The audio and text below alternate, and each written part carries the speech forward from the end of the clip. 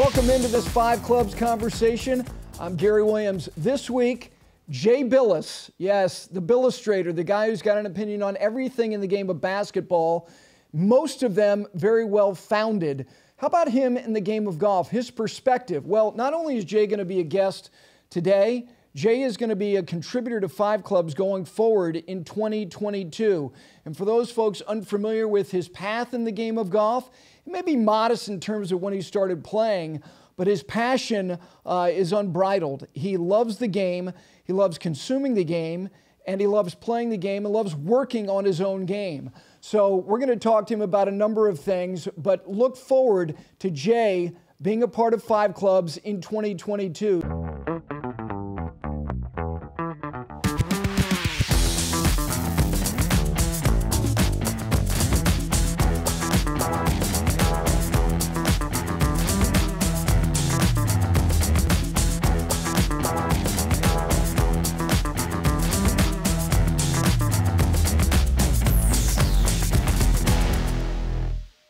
With that, we welcome in the lead analyst for college basketball on ESPN. That is Jay Bilas. Jay, how you doing, buddy? Great, Gary. How are you? I'm doing very well. You know, I mentioned how you're going to be contributing to Five Clubs in the new year, and we're looking forward to getting your perspective. But I want to go back, for those folks who are unfamiliar with your affinity for the game of golf. You and I started playing golf together 20 years ago. And I noticed there was more than a mild curiosity on your part about playing the game, but it's grown exponentially in every area. Watching golf, golf course architecture, just your love for being on a golf course. What have you learned about yourself in playing golf? That's a great question, Gary. I wish I had played when I was a kid. I think I would be better at everything that I do if I had played golf as a kid. And, you know this story from our time as friends, but, my brother, I have a brother who's 7 years older named Dave, who was a great golfer, still is, but was a great junior golfer, played in college, all that. And when my dad joined a club so my brother could play, and when I started, he wanted me to play, my dad wanted me to play too, and I hated it. I hated his country club because every time I turned around, somebody was saying, "Be quiet. You can't walk there. Don't do this. Don't." There were so many rules, and I was just a young kid. I didn't get it. So I said, I've had enough of this. And back then, in order for us to play, we used to have to shag range balls just to be able to play. And I was like, I don't want to do this. And so I played basketball and baseball and ran around doing that. And I kind of turned away from golf, even though my dad and my brother, that was their passion. And I didn't really start playing until I was in my mid to late 20s with some of my friends when it was, off season for basketball. And I got hooked on it, and really got hooked on it when you and I started playing, and I joined a club and all that. And now I can't get enough of it. And I think, look, I'm partial to basketball is the greatest game ever invented, but outside of that, to me, it's golf. What do you get now out of the game that maybe you didn't understand or know enough or be paying attention to enough 20 years ago? What is the most redeemable thing for you about playing golf? Well, it's something that I work on now that I didn't work on before. Before it was just an avocation that I thought being, when I first started playing, I was playing professional basketball overseas. And I kind of thought, well, I can figure this out. I don't need help. I don't need to see my PGA Tour pro or PGA golf professional at the club or anything like that. You went in when you were really playing poorly. You went in for a tune-up or something, thinking that was good enough.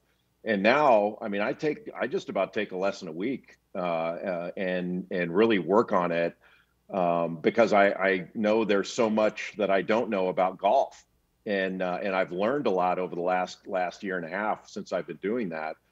But there's no other endeavor, Gary, that I've been a part of, and I don't know how you feel about this, but there's nothing I've ever done where failure's been such a part of it, and you have to move on from it right away. And if you allow it to linger with you, you mire yourself in it. And I think in playing golf, the camaraderie of it. Look, I don't gamble. I don't stay out late at night. I don't do all that stuff anymore. So for me, it's stuff I do with my friends. And I walk every round. It's communal. We take golf trips together. It's something you do with your friends. And it's great for friendships. And then it's great for competition, not just against other people, but the competition you have with yourself. And I tell this to people all the time when we talk about the difference in sports, that when I played basketball, I had an opponent, someone actively trying to stop me from doing what I wanted to do.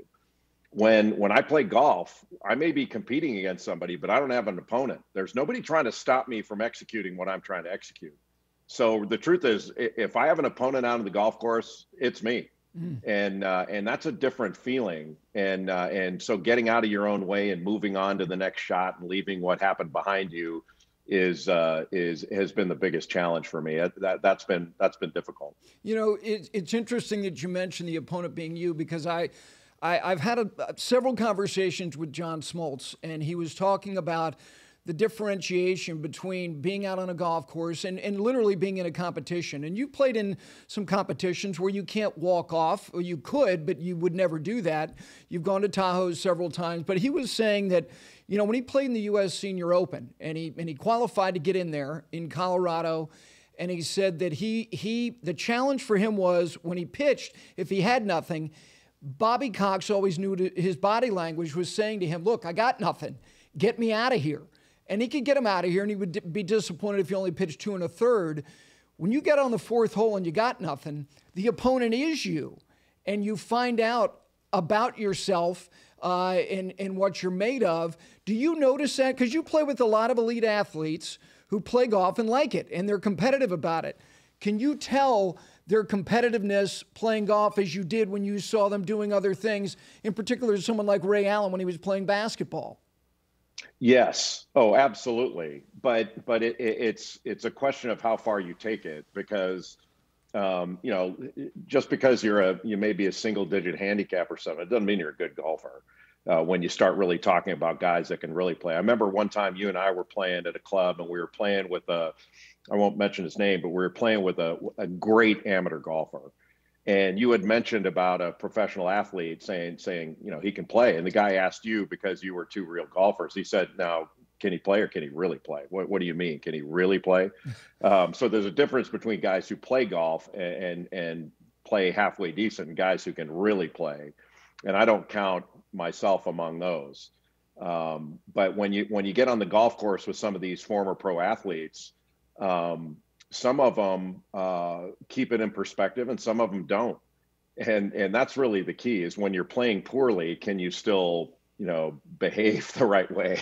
It's one thing not to be happy with how you're playing and all that. I will tell you this though, Gary, like at least in basketball, and I would imagine it's true in baseball, when things aren't going your way, you can adjust. And it's a lot harder to adjust. Like, in basketball, if you're not knocking down your perimeter shot, you can drive to the basket, you can score in other ways. In golf, if you're not hitting your tee ball well, you still got to hit that damn tee shot. And, you can't move up and hit something different. Mm-hmm. You still got to hit it. And so it's for people who are not, pro caliber golfers, the mental part of it, to me, is the biggest hurdle. Like, how do you get over that and leave? I've told you this story before. Like, my brother, who's a great golfer, I've never seen him get mad on a golf course. Mm-hmm. And he hits bad shots every once in a while. And I remember he blasted one out of bounds and kind of shrugged his shoulders and re-teed it and hit another one. And you would have thought he just hit the first one 320 yards down the middle. And I said, God, I would have been really pissed if I had done that. And he goes, well, the difference between you and me is I know I'm not going to do that again. and I thought, that's true. Like, I would be worried I was going to do it again, and so upset that I made that mistake. And this could signal that this mistake is going to keep coming, instead of just let the damn thing go. You're going to hit a bad shot, move on. And that to me, I keep repeating myself, but that sort of, it's Coach K. My old basketball coach was Coach K. And he used to say next play all the time. Yeah. Move on to the next play, like quit dwelling on stuff and positive or negative. But that's a lot harder for me on a golf course, because you have way more time to think in golf. And Curtis Strange mentioned this to me one time when he was helping me with a book that I wrote. And he said, and he asked me, how much time do you think, if you play a round of golf and you're going to shoot even par, how much time do you think it actually takes to set up to the ball and put club to ball, striking a tee shot, fairway, putt, you name it? And I said, I don't know. And I took a wild guess and said 10 minutes. And he says, it's less than 5 minutes. And he says, so if you're going to play a 4 or 5 hour round of golf and it actually takes 5 minutes to hit the ball 72 times, that's a lot of time you have to screw yourself up if you allow it. And I thought about that a lot, that it's kind of the time in between shots that you have to, let it go. And then when you're in the action, be concentrated on the action and then let it go. It's hard to do for me. You played with Annika Sorenstam this past summer, and she was in the process of, not only was she trying to win the event that you played a practice round with her in, which was out in Tahoe at the American Century, which is a wonderful event, and all the best guys and women who can play, who don't play golf for a living, but she did. And she was actually, I thought, prepping herself for the U.S. Senior Women's Open, which she dusted the field in Connecticut later on in the summertime, just a few weeks after that. What was your lasting impression of spending an afternoon with her? One, just a wonderful person. She was exceedingly nice to everyone with whom she played, and was very understanding. Like, she was by far the best golfer in that field. It wasn't close. And I really believe, had she wanted to win that tournament, if she prepared to win it, she would have won it in a walk. That's how great she is. But the thing, Gary, from a golf standpoint, that got me was her swing is the same all the time. Like, she is not stepping up to a shot saying, well, I really have to step on this club, or she doesn't change. And she was not worried about hitting a par 5 and 2 like some of us idiots are. She was going to make the best score on the hole. And I remember we were playing number 16 at par 5 at Edgewood in Tahoe, and it was Annika was hitting her third shot in. She had hit a beautiful drive, laid up, and just had a short little wedge in. And Vinny Del Negro and I were standing by the side of the green, and he looks at me and says, "Think she hits the green?" I mean, everything she did was near perfect and flawless, but she didn't exert her. It didn't look like she was exerting herself by, trying to hit the ball a certain distance. She played most everything to the middle of the green, and then on certain holes would go after a flag. She was very strategic. I mean, it was surgical.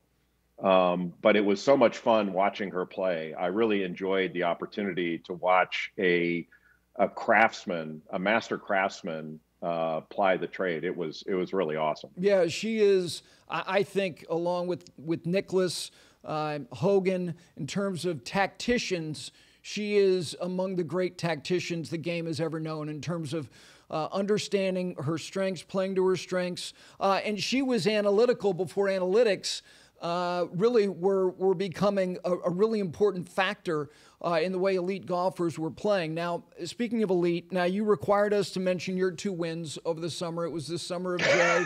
But I'm serious in this respect, because you play in a club event and you won 2 events with partners. But it is, I mean, look, they're fun, but then you get in a position to win. Were you nervous? Oh, yeah. Oh, I'm always nervous when I play in an event. I've never been more nervous than when I played in Tahoe at Edgewood, because you're always worried about, like, one, killing a spectator, but worried about, hitting a crappy tee shot or knocking one out of bounds or something like that, even though you shouldn't be worried about that, because the expectations of you as a golfer are not that high. People know you're not a pro. But that's the most nerve-wracking. But yeah, I'm nervous every event that I play in. And, for me, and this because we're such good friends, but I mean, I had a period 3 years ago where I thought, I don't think I can play golf anymore because my back felt so screwed up. And honestly, the pandemic kind of saved me in a way, because I worked on, I rehabbed my back and got it to where it feels great now. And I surrendered to I got to start over. And I started over with a guy named Jack Fields, my PGA pro at Charlotte Country Club, and just kind of redid everything and started from scratch. And I got to where I could play better. And man, it's much more enjoyable when you feel like you know what you're doing and you can sell. And I kicked myself a little bit that I didn't do this a long time ago. Because my philosophy was, or my rationalization was, what's the difference? Like, I can pay a caddy to watch me play a lousy round of golf, or I go see my pro and get better. And I did that, and it's made the game way more enjoyable. I feel like I know how to practice now, and I love it, and I'm not going to stop doing it. To me, it's like going to the dentist. I mean, you might think you don't like it, but you feel a hell of a lot better after you're done, and you've improved things. So I'm really happy with it. Well, the Golf Digest was a couple months ago. It came out, and they do this annually, and it's wildly subjective in terms of the top 50 instructors. And Jack's name, and I've got his name written down here, was not on the list, which you winning 2 events should vault him immediately into the top 10. I told him that. I actually told him that the volume of people that are coming to him for help after seeing me improve, he probably owes me. Like I think we have a new practice facility at Charlotte, and I think I paid for it through Jack. And I certainly put a wing on his home and maybe even a new car in his driveway, but it's been worth every penny. You watch a fair amount of golf as well. I mean, this is not something about just playing and not consuming it. You do consume the professional game, and analyzing golf as opposed to the job you do in analyzing basketball. You mentioned about, look, you know your opponent, you study the opponent. The opponent for golfers is the golf course. But in large measure, it's themselves and playing percentage, playing to their strengths. When you watch golf and listen to the analysis of golf, what do you make of the analysis of the way people analyze golfers?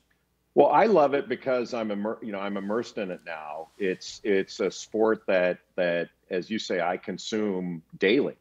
I mean, there's not a day goes by that I don't spend a fair amount of time on golf, whether it's looking at Instagram videos of teachers or things like that. It's every day for me, as I know it is for you. It's not as big of a deal to me as basketball, because that's my main gig.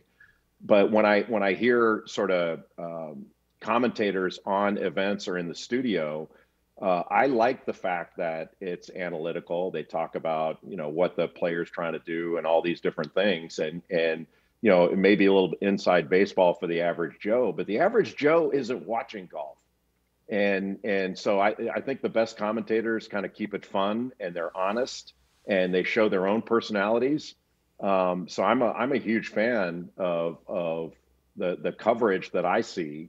I really enjoy it. I don't think I would do anything any differently, aside from if I were in charge of the PGA Tour, I would think long and hard about requiring these players to wear microphones more often and to do more interviews during the course of play.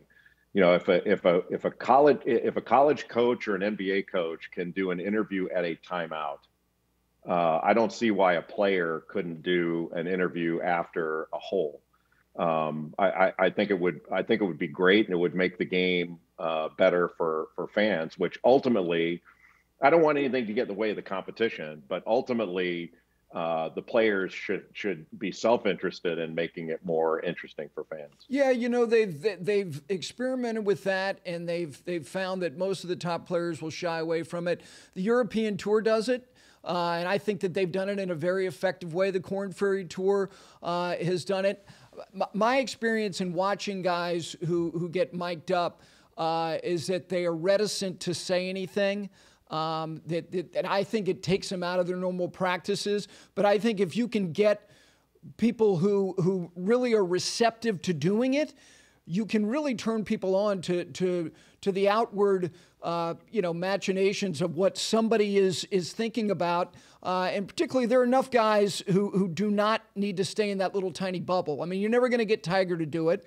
I think Phil would be an interesting study. The reason I asked you that question is because, someone like Brandel Chambly, who's criticized for his criticism because it seems so out of place, because golf, you don't hear a lot of really abject criticism of players, but he is willing to take on all these issues. What are your thoughts about him? I think Brandel is a superstar and is what we should all aspire to be, and that is honest and straightforward and saying what you think in the moment, whether it's popular or not.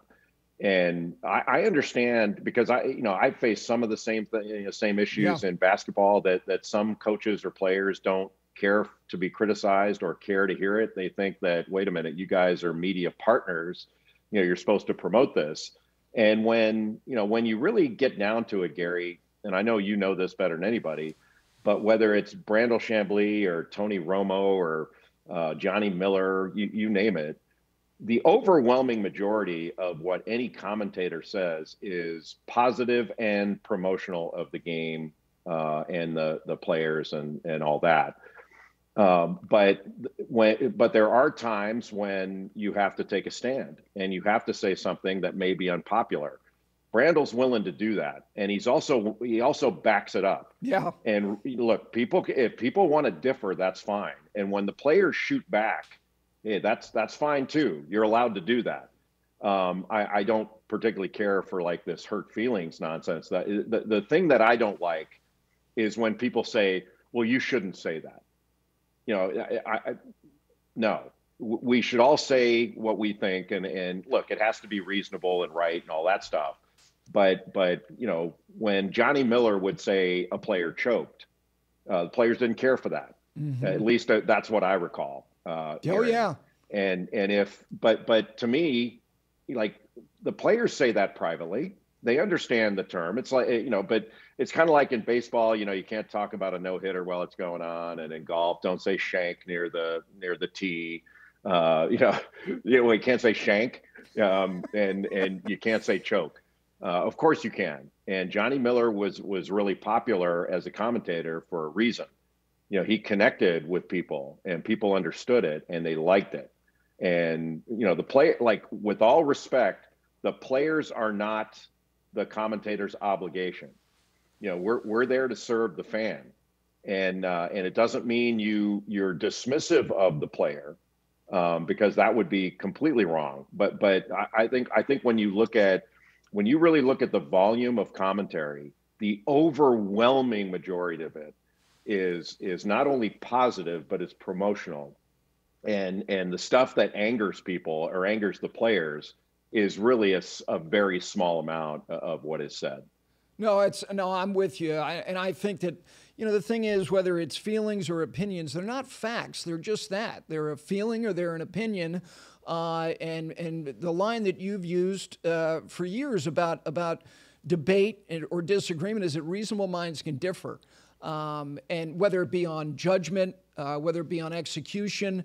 And I think what he does and how he does it, like you said, he backs it up with not only quantitative data, but also context as well. I mean, he's as well prepared as you are when it comes to, doing whatever assignment he's got. I want to ask you about social media as it applies to performance, and whether we want to make it specific about golf. We don't have to. I think it affects performance. I think it's a metric that is hard to judge how much. But I do think social media and the performance of athletes they run neck and neck, in the sense that we know what people are saying, whereas before, when you were playing basketball, you could wake up the next day and read the Raleigh News and Observer and find out their thoughts from a columnist or somebody writing a game story. Now it's instantaneous. You miss a shot, you miss a free throw, you go to the bench, you may be consumed by what is being said about you in real time. Would you recommend athletes of a young age, and you've schooled some athletes about the use of social media to use it and to be active in it? I would counsel them that using it is absolutely okay. I mean, it's really a part of their lives, but I would be very careful about consuming things from people that you don't know. In other words, on Twitter, your mentions or all these likes and comments on Instagram, other, TikTok, all these other things that are out there. What I would say, Gary, is that look, I realize how lucky that I am and you are that we were brought up before social media, because it's one thing to look at it now with our experience to be able to see it and handle it. When you're brought up with that as a young child and it's been part of your life, I think it's really incredibly difficult, to the point of being life-changing for a lot of young people, maybe the majority of young people. But the way I approach, like you're talking about Brandel or me or whatever, the way I have always approached criticism from the time I became an adult was I listen to criticism. So I have no problem going on social media and looking at critical things about me. And what I do is I ask myself two questions. Is it right? And is it reasonable? If the criticism is right, I deal with it and I address it. If the criticism is reasonable, even if I may not think it's right, if it's reasonable, I consider it. If it's unreasonable, I dismiss it right away, to the point of muting someone who says something crazy, unreasonable, or on a very rare occasion, you might block somebody that gets nuts on you. That's the way I handle it, because, to me, if I'm willing to dish it out, I'd better be willing to take it. And that's sort of the way I've always and the other part of it, Gary, is like I'm very good about accepting a compliment. Like, I never ask about anybody's credentials when they compliment me. Like, I'm not going, wait a minute, are you qualified? Did you play? Are you qualified to compliment me? Or were you in broadcasting? I don't ask that. But boy, people are quick to ask your credentials when you criticize them. So if I'm willing to accept praise, I'd better be willing to accept criticism exactly the same way. But I ask those two questions with regard to everything. But I never look at it. I never look at it during a game. And I would never look at it after a game, because I'll look at it a little bit after, because, some of it is you always get the bias stuff. So 50% of the complaints you get are you were biased toward one team, and then 50% think you're biased toward the other. And you're going, okay, well, I was probably right down the middle if that's the way people feel. But the other part of that is I always ask people when they say, hey, you like this team more than another, you're biased. And I said, no, but you're not biased. So it's my mouth, not your ears. Like, you had an interest in the game. So you're not biased the way you listen to it. So you always have to factor that in. But for young people, especially, and I if I were in a golf tournament, the last thing I would do would be to look at social media while I was competing. And that goes for the whole, 4 or 5 day period while you're there. That can do nothing but be distracting and hurtful. You can look at it later. It'll still be there. Yep. You don't need to do it in the moment. No, it's I've had several tour players through the years who, after a round, they will have heard something in particular, whether it's Brandel or anybody else. And I'm thinking to myself, what are you doing? You got 2 more rounds to play, which brings me to this question, because I've had this conversation with several, former and current really good players in different sports at the highest level. And one of the things that they find fascinating about golf is that the competition is 4 days.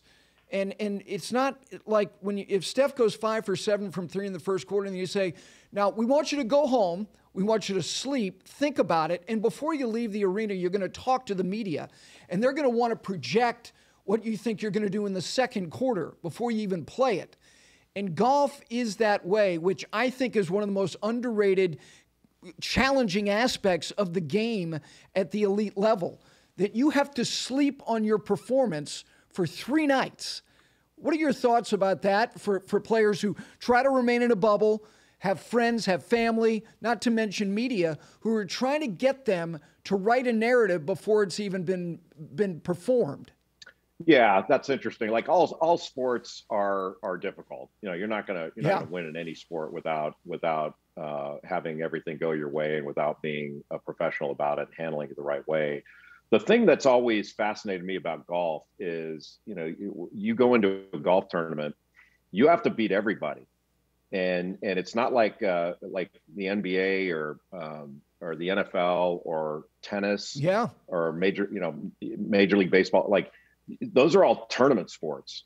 And when I say tournament, it's sort of, you know, you play an opponent, then move on to the next round and the next round, all that stuff, that kind of tournament. Golf, you know, you got to beat everybody. And it's not like the World Golf, what do they call the World Golf Championship, yes, where it's match play. right. You know, you're playing, man, it is, you got to beat everybody in the field, and you got to do it every week. I think that is so much harder than, you know, conceptually, than anything else in sports. So on one level, you could argue, you know, you can make the argument that in a way golf is easier because, you know, nobody's trying to tackle Tiger Woods when he's making a swing, or nobody's jumping in his way to guard him. You know, you don't have an opponent in that regard, but man, you got to beat everybody. And to me, I just have never encountered a sport that I felt is as difficult as golf is. I understand, like, you know, it's not as physically demanding as some other sports. I get that, but the ball doesn't move, and you gotta, you know, conditions always change. I remember one time I was playing with Jack Marin, who was a great basketball player. He played at Duke golfer in the 1960s. Yeah, yeah. He's a great athlete in that, you know, in the old school way of athlete, that you could do a lot of things. I'm not sure he'd win the high jump or the 100-yard dash or anything like that, but he can play every sport. And outstanding golfer, left-handed guy. And so he made like a 5-foot putt when we were playing, and one of our playing partners said, "Say, just like a free throw, Jack." And he stood up and he said, "This is so much hard. That was so much harder than making a free throw. I can't even begin to tell you." And he actually did begin to tell him. And he said, in a free throw, it's always the same distance. It's always the same conditions. There's no wind. There's nothing about the terrain, all that stuff. And he went through the whole thing and said that 5-foot putt was 10 times more difficult than any free throw I've ever shot.